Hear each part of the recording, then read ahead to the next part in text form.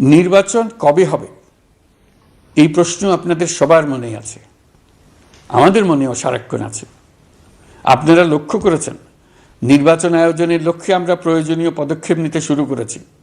কয়েকদিনের মধ্যে নির্বাচন কমিশন গঠন হয়ে যাবে। তারপর থেকে নির্বাচন আয়োজন করার সমস্ত দায়িত্ব তাদের উপর বর্তাবে। নির্বাচন কমিশন ভোটার তালিকা হালনাগাদ সহ আরও কিছু কাজ শুরু করে দিতে পারবে, যা একটা অবাধ নির্বাচনের সাথে সরাসরি সম্পৃক্ত। প্রথমবারের মতো প্রবাসী বাংলাদেশিরা পোস্টাল ব্যালটের মাধ্যমে যাতে তাদের ভোটাধিকার প্রয়োগ করতে পারে সে লক্ষ্যেও সরকার কাজ করছে। তবে আমরা মনে করি না যে একটা নির্বাচন কমিশন গঠন করে দিলেই নির্বাচন আয়োজনে আমাদের দায়িত্ব শেষ। রাষ্ট্র ব্যবস্থায় সংস্কার আমাদের এই সরকারের অন্যতম অঙ্গীকার। আপনারাই আমাদেরকে এই ম্যান্ডেট দিয়েছেন। যেই 6টি সংস্কার কমিশন আমরা শুরুতে গঠন করেছিলাম তারা ইতিমধ্যে তাদের কার্যক্রম অনেক দূর এগিয়ে নিয়েছে।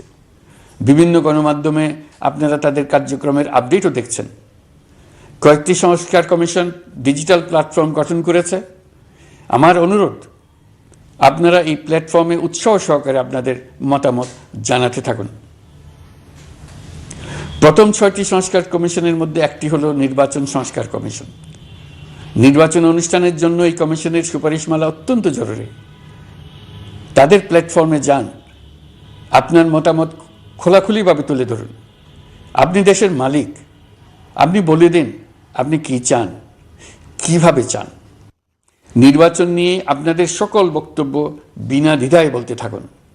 আপনার মনের কথা তুলে ধরুন। আমার অনুরোধ, সংস্কারের কথাটাও একই সঙ্গে বলুন। সংস্কারকে পাশ কাটিয়ে যাবেন না। নির্বাচনের কথা বলার সঙ্গে নির্বাচন ও অন্যান্য ক্ষেত্রে সংস্কারের কথাটিও বলুন।